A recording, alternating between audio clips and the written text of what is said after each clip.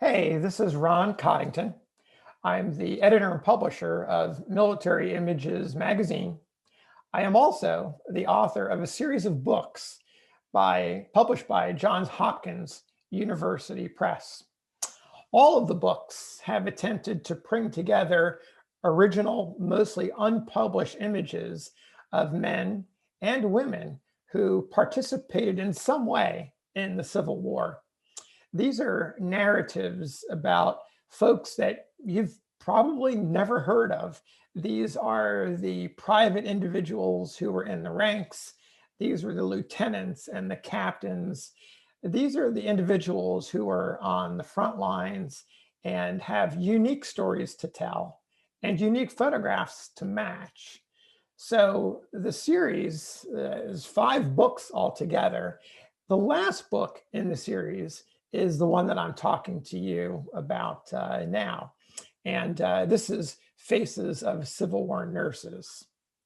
I'm going to tell you a little bit about, tell you the story of nurses, talk a little bit about photography, and give you some sense of the power of the images that you'll see and the intrepid nurses, these intrepid women, and the courage that they showed during the American Civil War.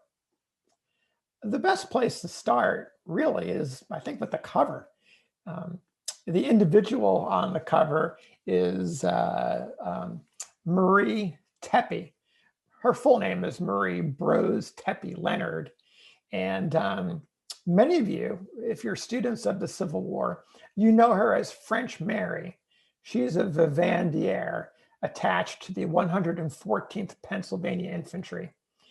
She's a great person to begin with because she's on the cover, but also because she's a unique individual. Her regiment, the 114th Pennsylvania Infantry, was a Zouave regiment.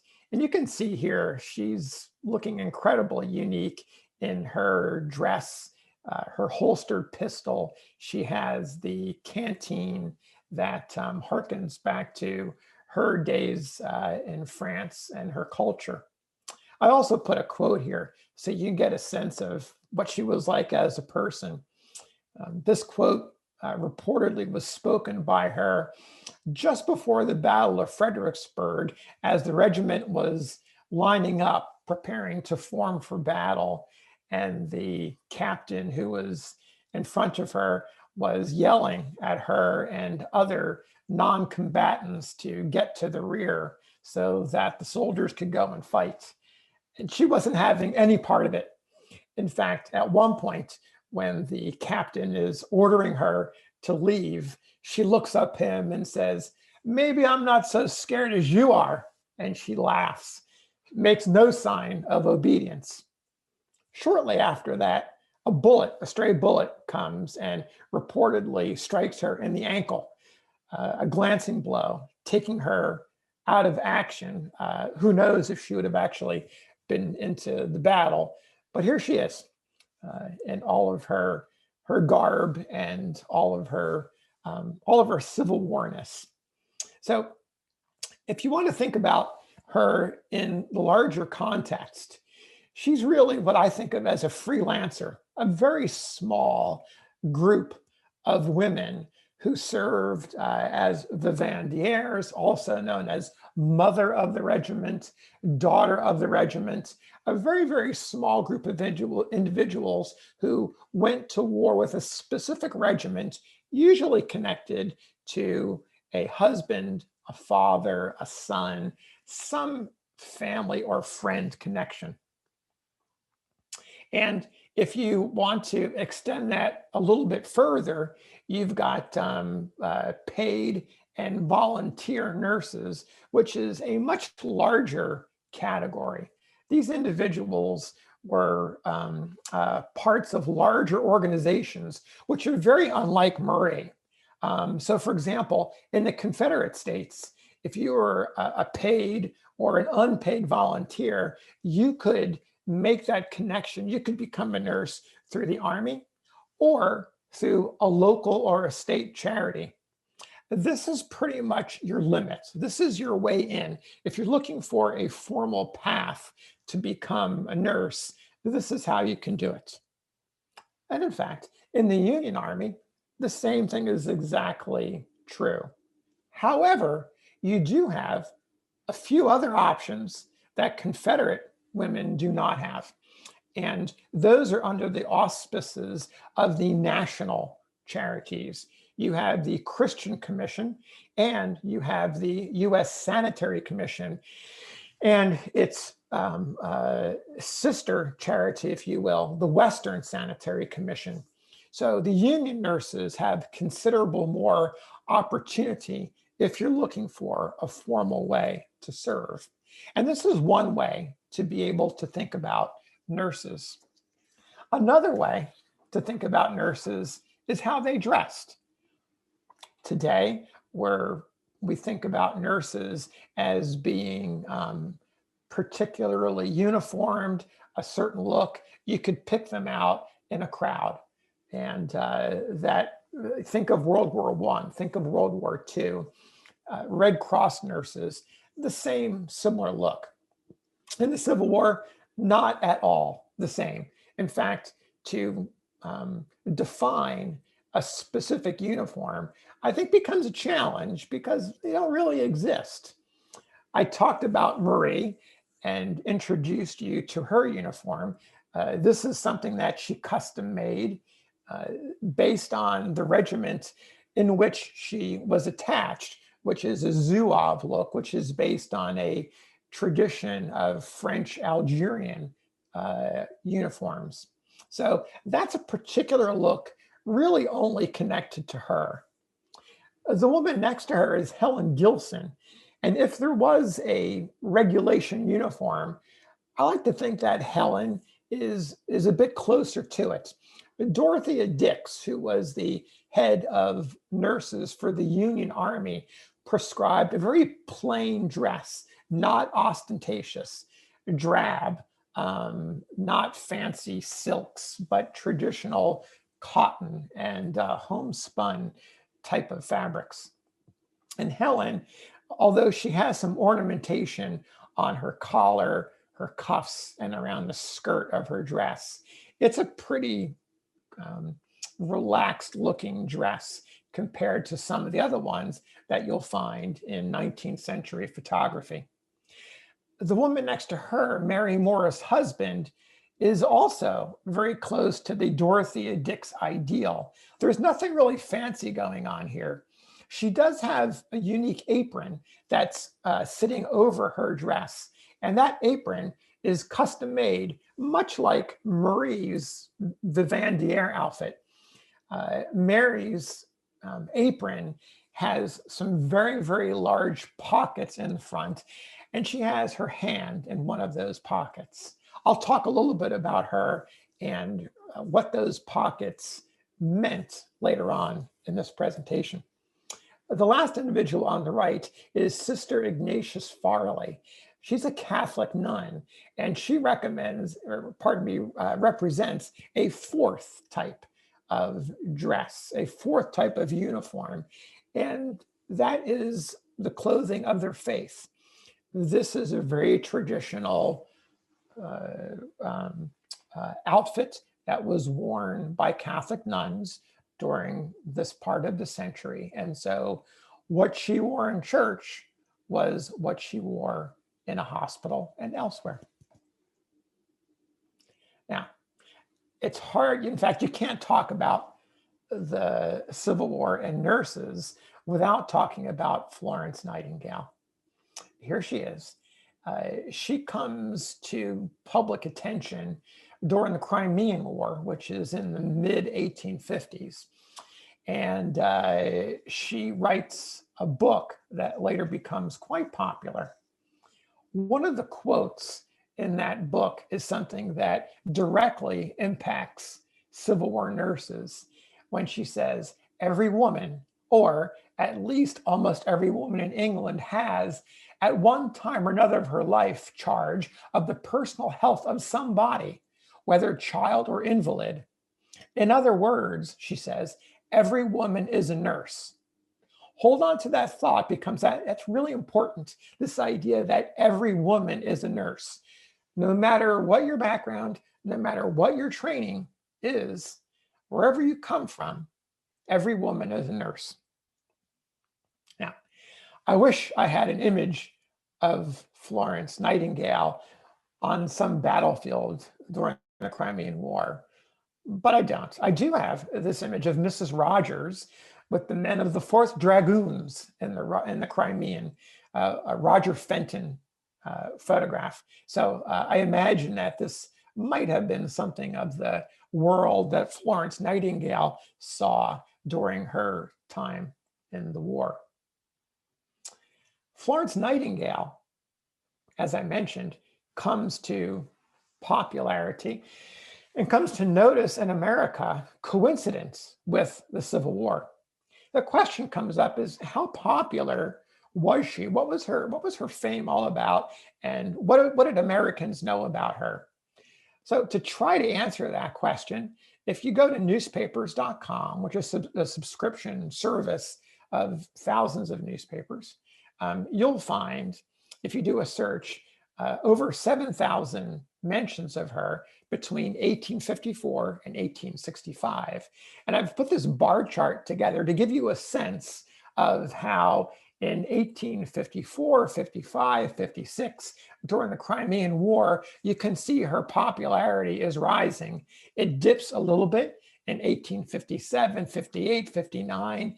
Her book comes out in 1859, then in 1860, right on the eve of the Civil War, her popularity jumps up. So interestingly enough, none of the women that I researched in the book, and there's 77 altogether, none of them directly mention Florence Nightingale, but all of them had to be impacted in some way. About 1860, the American edition of her book comes out. And there's a bit in the back, it's a bio of her, which I believe was inserted by the American editors just to make sure that you knew who she was. It's and nowadays it would be an advanced book jacket that gave you an author's bio. And there's a great quote here that I think is worth mentioning. And she says, "Surely, if there was heroism in dashing up the heights of Alma," she's talking about the Crimean War, "seeking glory at the cannon's mouth in defiance of death and of all mortal opposition, amid the shouts of victors and the cries of vanquished, there was heroism unparalleled in calmly volunteering to minister to the fever-stricken and the dying." What she's saying here, in this very Victorian language, she's celebrating the soldier, but she's also saying that the individual, the nurse, who cares for that soldier is on an equal par and should be respected. That idea is reflected by a number of nurses. And here's one of them. This is Georgie Bacon. And Georgie writes her story long after the war with her sister. They were both nurses. And she says, "No one knows who watched the thing from the beginning, how much opposition, how much ill will, how much unfeeling want of thought these women nurses endured." She's talking about herself, and she's talking about not the relationship with enemy soldiers, but she's talking about the relationship with her own surgeons, the male surgeons. She says, "Hardly a surgeon whom I can think of received or treated them with even common courtesy." So she's talking about another battle, the battle to be respected by medical practitioners in the Union Army. She goes on to say, "These annoyances could not have been endured," and she dismisses them as annoyances, "but for the knowledge that we," she says they, but she means we, were pioneers who were, if possible, to gain standing ground for others who must create the position they wish to occupy." So she's telling us that she and her sister nurses, upon their shoulders will stand future nurses. And she's mindful of that. She's reflecting when she writes this after the war of what her role was. Now, here's a face that you probably know, Clara Barton. Clara Barton echoes Florence Nightingale when she makes that same relationship of the fighting soldier to the nurse. Clara Barton does it in a more, I think, a more romantic, heavy Victorian manner. And she references, while they march on with tread of iron and plumes, proudly tossing in the breeze. She's comparing Union soldiers to knights in shining armor, right? Someone must follow closely behind them, crouching on the earth, toiling in the rain, the darkness, shelterless, like themselves, with no thought of pride or glory, fame or praise or reward, hearts breaking with pity, faces bathed in tears and hands in blood. This is the side of the history that is the side that history never shows, is what Clara Barton is saying here. So again, she's going back to Florence Nightingale and making the connection between soldiers and nurses and how it's important to understand just how vital and how critical nurses are. For having said all this about Clara Barton and Dorothea L. Dix, I did not include specific biographies about them in the book because there's so much known about them already. I thought, let's make some space for others whose names and faces and stories are not known. And they're not alone. There's other folks I did not include: Sojourner Truth, Harriet Tubman, names that I did not include, names that you know, again, setting them apart because they're so well documented in history to spend time with those names that you don't know. Now, I want to say a few words about the origins of the book. For those of you who have written your own book or are thinking about writing a book, you may find this part especially of interest. It really goes back to my first book by Johns Hopkins University Press. In 2014, I had no thought in my mind beyond doing a single volume. And my editor, Bob Brugger, thought differently. He said, well, what are you going to do next? The thought never occurred to me, honest and true. And I did give some thought to it, and I realized that I should probably do a series, and a series to capture some of the narratives, the larger narratives of the Civil War. And those narratives ultimately, for me, were Union soldiers, Confederate soldiers, African-American participants, Civil War Navy, and nurses. That's the 5. This particular book really has its origins in 2014 when I met a collector of nurse images and other materials. His name is Chris Ford, and he is a nurse. For the last 40 years, he's been hunting at relic shows around the country, collecting images, documents, original documents in the form of letters and journals, various other ephemera, and put together a collection of over 3,000 items. He came over at my house one day with a big plastic bin full of photographs and other items for me to see. And I knew then and there that there's a book in this, because one of the greatest fears I had going into a book about nurses was finding enough images to support the book. And my criteria is fairly narrow: original, wartime images that are identified. That brings the number down considerably. I'm not interested in post-war images. I'm not interested in images that were reproduced in other books. I'm looking for the real thing so I can get the actual images themselves and include them in the book. So in 2014, in Military Images magazine, I featured a gallery of Chris's collection, about 25 images. And that really got me feeling confident that a project like this could happen. I began searching around for other larger collections. And the truth is, there really isn't much out there in the way of singular large nursing collections. Chris's collection is probably the largest that I've seen. One that rivals Chris's collection is in Carlisle Barracks, Pennsylvania.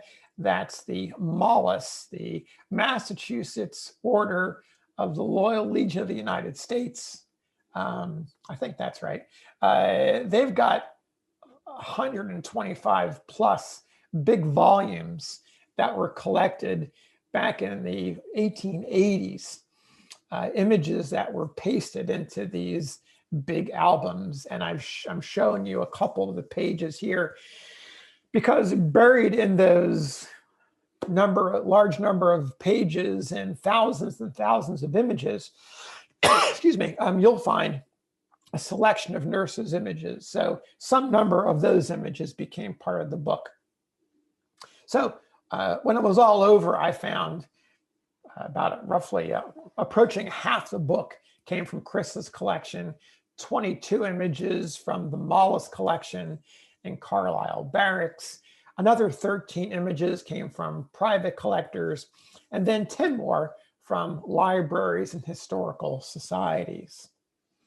So also a word about the formats.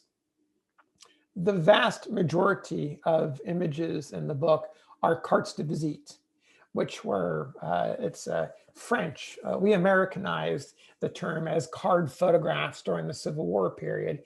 They make up the bulk of images in the book. I do have a few tintypes as well. Now, a word about the research. Coming up with a definition of a nurse for a woman who became involved in 1861 is in itself a challenge. There wasn't really a nursing profession that was out there. As I mentioned, Florence Nightingale's book described every woman as a nurse. So how do you really define what a nurse is? And so I ultimately came up with a very, very simple definition, and I've placed it here for you to read.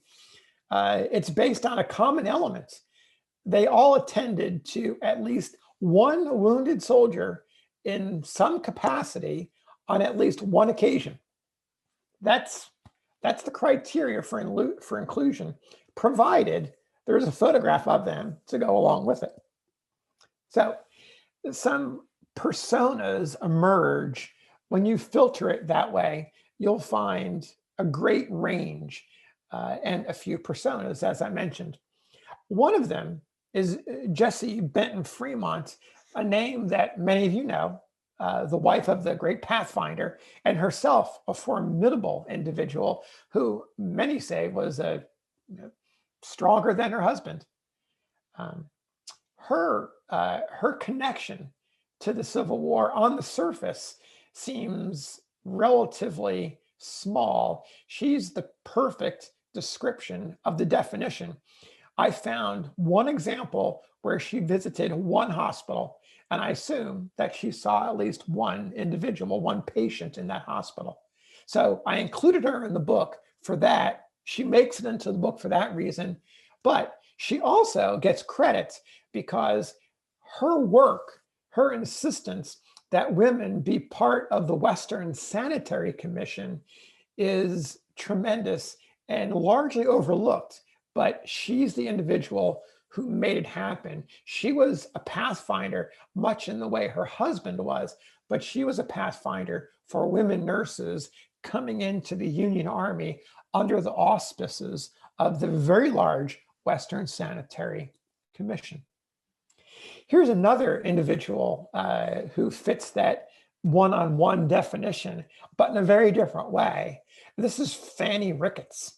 She was in Washington, D.C. during the First Battle of Bull Run. Her husband, who is known to many of you, Ricketts, he was wounded in the battle, some believe fatally. In fact, the first mention that she hears is that he's dead. She finds out differently, and she leaves Washington, crosses into enemy territory, and winds up finding her husband desperately wounded in a house adjacent to the battlefield of Bull Run, and nurses him back to health and accompanies him to prison in Richmond, Virginia.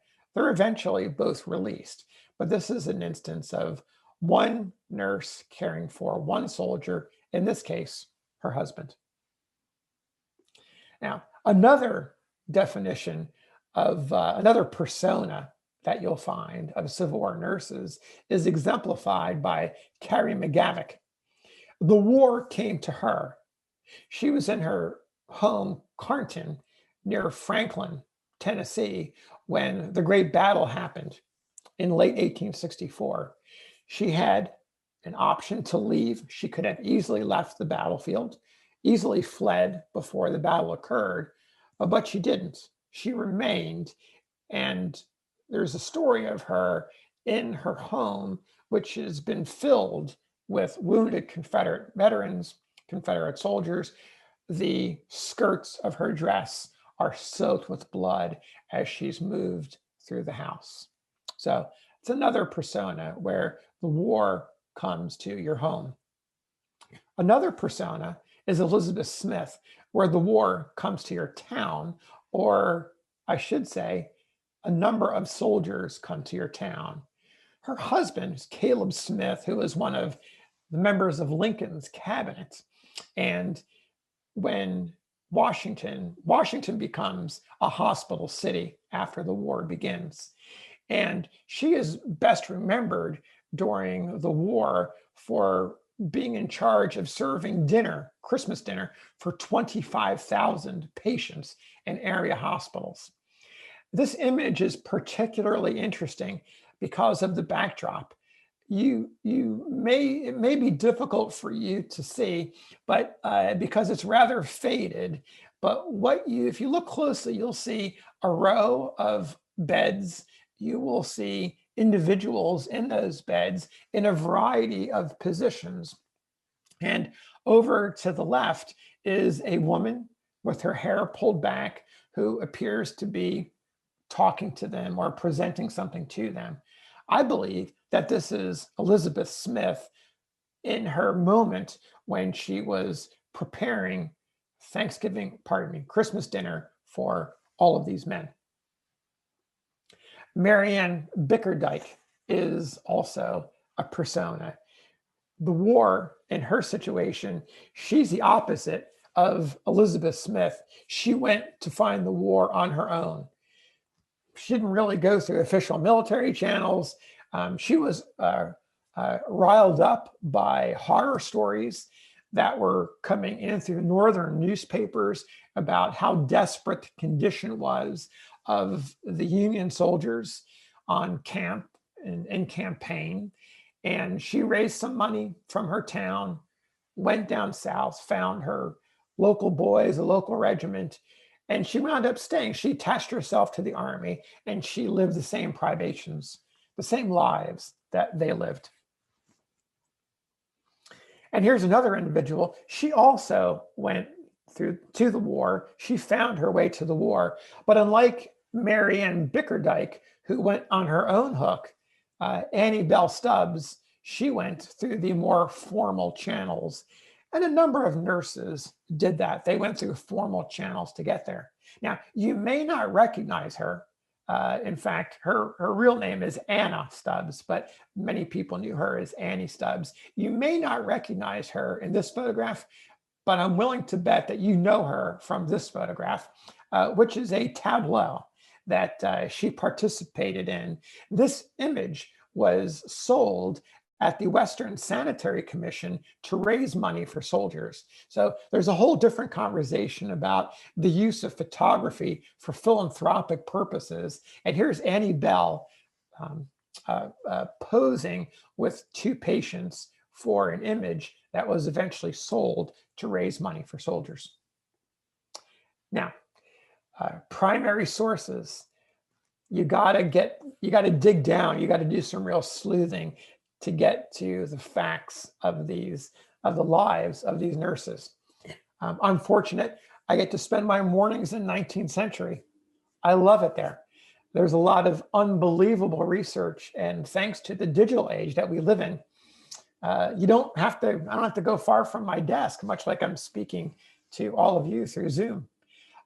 Census and genealogy records to Ancestry.com, pension files, approximately 2,400 nurses who went through official channels qualified for pensions after the war, available through Fold3.com and the National Archives.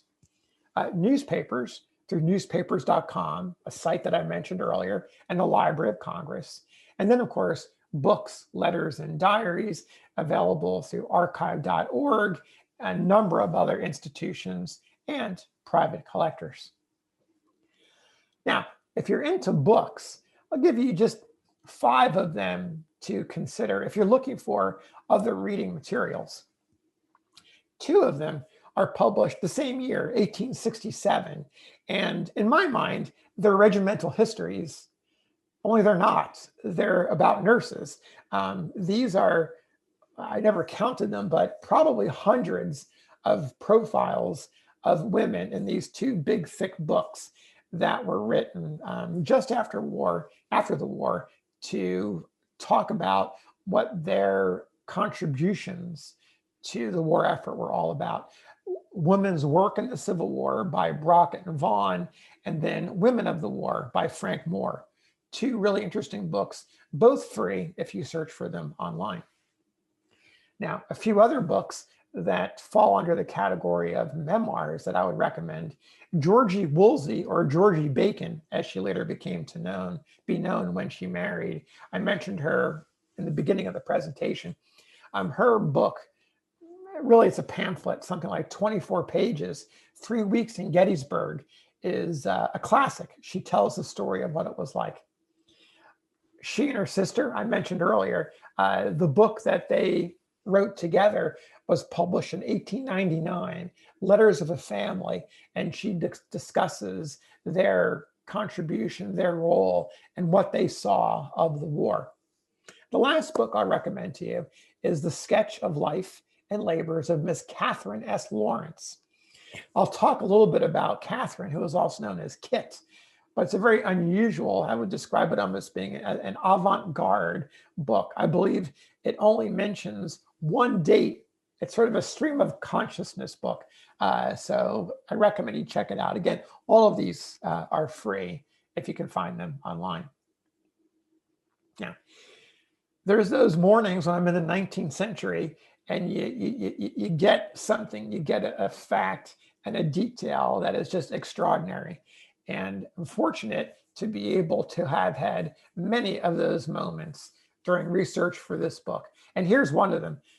Nurse Harriet Dada in Chattanooga, Tennessee in 1864. She says, often as I passed through the wards, the tears would dim in the eyes of patients as they spoke of a wife, a mother, or a sister at home, and showed me the photograph of some dear one that they had sacredly preserved. To me, it speaks to the importance of photography. These are things that we all know today and we take for granted. But during the Civil War period, those photographs of a loved one far away are as incredibly important then as they are to you now. A little bit on motivations. Perhaps it's not a surprise to you that the women who participated in the war as nurses had many of the same drive that their male counterparts did. Duty to country. Here's Ruth Mayhew, who accompanied a Maine regiment off to war. Another common motivation, they have a family member in uniform, a brother, a husband, a father. In some cases, it was the woman or the sister, the daughter in the family, who enlisted as a nurse before the brother or husband signed up. So it wasn't always driven by the man. In some cases, you have the woman in the family making the first step.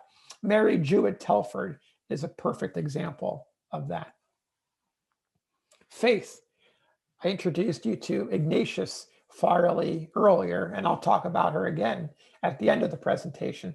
But you have Sister Anne Alexis Shorb, who is one of many women who were participating through the auspices of their church long before the war, going to emerging urban areas in cities across the country to establish orphanages, hospitals, to build churches. So of the many women that I met along the way, I think that some of the most prepared were certainly individuals like Sister Anne Alexis, who had so much experience. They knew how to build, they knew how to organize, they knew how to face great challenges and take advantage of those moments with the experience they had through their church. You certainly have groups who were social reform-minded, progressive individuals who had lives before the war, who were driven to do something more, driven to change their lives for the better. And so we have Georgie Stradling, who is a good example of that. Before the war, she was interested in teaching. And when the war happened, she set out to teach freedmen and came from the New York, New Jersey area down to Washington to do that. And she found herself not only fulfilling her mission of becoming a teacher to African-American children and adults, but she was also drawn into nursing at some point and served a stint as a nurse with the Union Army. A very, very small group of professional caregivers. Dr. Debbie Hughes is one of those early graduates of medical schools during antebellum times. When the war began, she was perfectly qualified. And you might think of the name Mary Walker here because she's the best known doctor. But we often don't think about or have completely forgotten about individuals like Debbie Hughes, who were also trained doctors. Dr. Hughes comes into the Union Army, and her degree is useful as a nurse, not as a doctor, but she does participate. Now, I'm going to share a couple of stories before we end the presentation, just to give you a sense of how all the research and the images come together. So these are little moments in time that I'm going to share with you, just to give you a flavor of what the war was like for some of these women. Elmira Fails, if the war hadn't happened, she might have been in Washington, D.C., where she had accompanied her third husband. Her first two died on a roundabout journey from New York out to the Midwest and to Washington. She might have been best known as the landlady for Clara Barton. Young Clara Barton lived in her home in the 1850s for a period of time. But when the war, when the election of 1860 happened and Abraham Lincoln was elected, Elmira Fails had a unique reaction that frightened her neighbors. She began collecting lint to make bandages. Now, this is November, December of 1860, and her neighbors were thinking, what is she doing? But Elmira was convinced at that early phase, that early stage, that war was coming and the nation needed to be prepared for an event that would be basically mass casualties. And she was right. On the left, it was a wonderful photograph, unusually casual for the Civil War period. Sally Dysart is on the left. Annie Bell, who I mentioned to you earlier, is in the middle, and another nurse, Sarah Chamberlain, is on the right. Sally is interesting for a bunch of reasons. One that caught my attention was when she was in Harrisburg, Pennsylvania, as President Lincoln was making his way through from Springfield to his inauguration. Sally showed up to listen to him speak at a brief stopover in Harrisburg, and her reaction was, all that was good was with him. There was no bad. That was her reaction to the president-elect as he was making his way to Washington. And that moment where she saw him in Harrisburg is what motivated her to get involved in the war. Kit Lawrence, I mentioned her sort of avant-garde memoir earlier. She's a hardcore reformer. She says things like she is, like they are. She calls things like they are. And when she gets to Washington, she meets Dorothea Dix, and they are oil and water. They bump heads immediately. Dorothea Dix, of course, is the ranking member of the two, and she more or less kicks Kit to the side of the road, gives her the worst hospital assignments imaginable in Washington during those early days of the war, when hospitals, supply lines are all in their infancy, and the country is trying to figure out how to create a sustainable way to house all these injured and wounded soldiers. Kit spends time in these horrible hospitals, and of course, because she's Kit, she's strong and she's tough, she outlasts all of this. And eventually, Dorothea Dix puts her in a better hospital out in Northern Virginia. And while she's there, she's coming in contact with displaced slaves who are fleeing the Confederates. One day, she sees 3 young girls who look more white than black. And she's pictured here with one of them, Fannie. And Kit ultimately adopts these 3 girls and takes Fannie on a tour around the North to tell the story, to encourage the abolitionists who are working, and to collect money, not only to support the cause, but also to support herself as she's doing these speaking tours. Mary Jane Safford, she's a teenager, and I want to paint a quick picture on the battlefield of Belmont, Missouri in 1861. The battle is over. The battlefield is strewn with injured and dead men. We're about 12 miles from Cairo, Illinois. We're in the middle of nowhere, and getting help to these men is a significant challenge. And so Mary Jane is out there on this battlefield with all these groaning and wounded men with a pole and a towel, a white towel, a sort of a flag of truce. And she has an African-American man with her with a basket, and they have supplies, and they're trying to help these men and try to give them some comfort. Mary Jane ultimately makes it back to Cairo with the African-American man, and Mary Jane founds a hospital. She becomes very, very involved. But like many women, there's no system of getting furloughs. You just work until you're exhausted and drop. And that's what happened to her. She became so exhausted that it affected her health. And she was ultimately ordered, if you will, to Europe by her brother, her wealthy brother, who funded many of her volunteer activities. So destroyed was her health that she remained in Europe from just after the Battle of Shiloh, when she collapsed, sent to Europe, and doesn't come back to the United States until 1866. So another woman who worked to exhaustion is pictured here, Anna Marie Ross. And there's one quote about her. Someone says, if you want to see Florence Nightingale, go meet Anna Marie Ross. She has that kind of that ability, that charisma about her. And when they're attempting to open a new hospital in Philadelphia, she puts her whole body and soul and mind into the endeavor. The hospital comes together.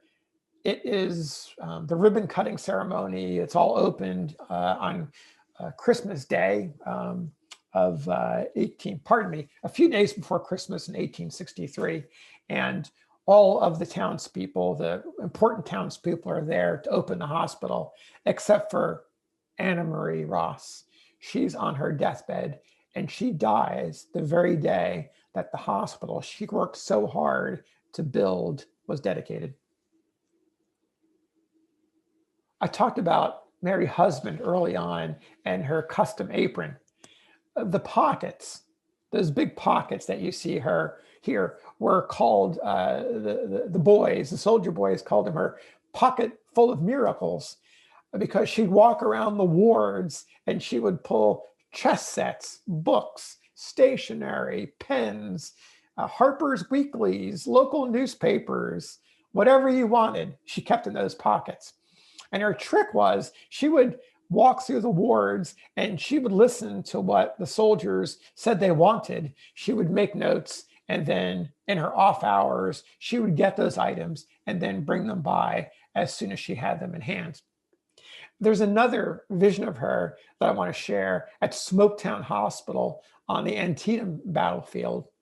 She sets up in a large, double-wide tent where they're taking care of soldiers that are coming through. And she gets a piece of red calico and she cuts a medicine bottle out of the red calico, and she attaches it to a pole like a flag. And she wanted the soldiers who were coming by to know that they could come to her tent for medicine. And so that was her way of signaling that to soldiers in need.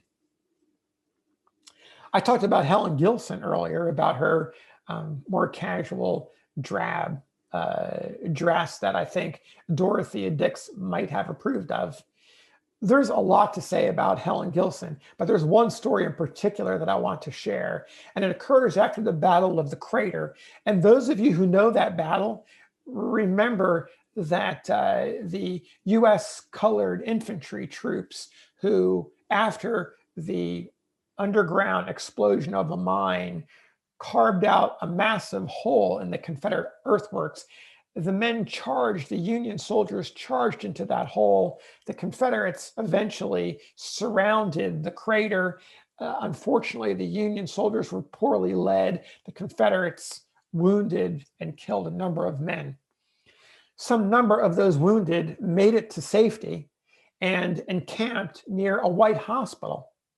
None of the white nurses would go near the encampment. Helen was different. She realized that someone had to care for these men or they would die. They would not make it. And so, despite the warnings of fellow nurses, she alone went and established a way for them to get the supplies and worked with other surgeons to eventually get them the care that they needed. Felicia Ann Grundy is in Nashville, Tennessee, her hometown, when the war begins. She's there before it's occupied by Union forces and afterwards. She's something of a notable in town, a creme de la creme, if you will. Her father, Felix Grundy, was a well-respected senator in the early days of the Republic. And I call her out for the reason that during the war, I could find one documented account of her trying to create a larger national organization similar to the Sanitary Commission, but for the Confederacy. But because of the massive problems that the Confederacy had, the lack of resources, money, men, materials, other supplies, it didn't come to fruition. But she had that idea to be able to do something bigger, to establish a national network to try to care for the many wounded and sick soldiers. Never happened, but she tried it. Sister Farley, I talked about her earlier, and there's a quote that she shared with a reporter late in life. And I want to read this to you. It happens, this to set the stage, she's in Wheeling, West Virginia at her home church, which has now become a Union hospital. And church services are still being conducted while it is a hospital. And after one particularly long day, she is making her way to catch a little bit of a sleep. And she goes to an anteroom to be able to rest a little bit when she finds some of her sister nuns. And here's what she says. I stood fascinated by the unusual picture of 7 professed sisters, worn out from severe hospital duty, who were lying asleep on the floor, and, soldier fashion, each sister was enfolded in a blanket, while each weary head was resting upon a pillow made of leaves gathered on the campus. Over the sleeping group, which included the superior, Mother de Chantal, there rested the soft, roseate glow from the sanctuary lamp, gleaming through the glass panels of the closed door, and there was still lingering the delicate fragrance of the incense used in the adjoining chapel during the evening benediction. Wow, to get a sense of the light and a sense of the smell is powerful. Speaking of faith, you've got Sybil Jones, a Quaker who, when the war happens, learns that her son, military aged, is going to fight for the Union Army. This goes against everything that she and her fellow friends believe. Now, Sybil is no ordinary Quaker. She's a rock star in the Quaker faith. She and her husband travel around the world. Eli, her husband, he's the biblical scholar, and Sybil is the charismatic speaker. Together, they are a dynamic duo. And so when the war happens and their son decides to fight, this creates, as you might imagine, some serious tension. However, they exchange letters, they keep up a dialogue, they keep talking, they find common ground, and they learn to live with their situation despite being on opposite sides of a moral dilemma. Now, after her husband is killed, after her son is killed in battle, Sybil comes to Washington and she goes on a tour of area hospitals to visit soldiers and to understand more about what it was like for her son to be in the Army and also to share life with those in the Army. Now, I'm going to end the presentation with a final story of Rosanna Billing. And in many ways, her story has a common beginning. Parents who say, Rosanna, you're not suited for being a nurse. Your health is delicate. You're frail. I don't think you can face the rigors of life as a nurse. And of course, Rosanna is not buying any of that. And she winds up joining the Nurses Corps. And she's from Washington, D.C. So she's stationed at various hospitals in the greater Washington area.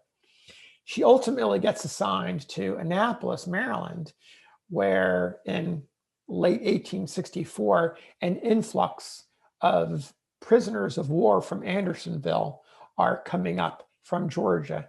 And so she sees some of the horrible horrors, the most horrible soldiers, the images that you've seen of human skeletons, the kind of men that she's dealing with, and many others. In early 1865, she contacts typhoid, and she dies. She eventually dies from this.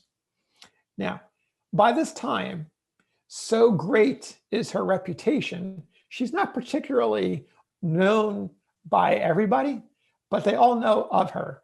She becomes symbolic, I think, in many ways, of nurses because of her attention to duty, her care, her responsibility, her dedication, her sacrifice.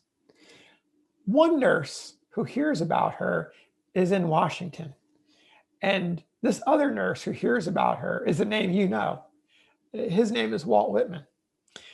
And Walt has this to say about her. He doesn't know her, but again, he knows of her. He says a lady named Miss or Mrs. Billing, who has long been a practical friend of soldiers and a nurse in the Army, had become attached to it in a way that no one can realize but him or her who has had the experience, was taken sick early this winter, lingered some time, and finally died in the hospital. It was her request that she should be buried among the soldiers and after the military method. Her coffin was carried to the grave by soldiers with the usual escorts, buried and a salute fired over her grave. Her body was eventually moved to Congressional Cemetery in Washington, D.C., where it rests today with her family. So with that, I'm going to conclude the presentation, and thank you so much for your attention. I really appreciate it.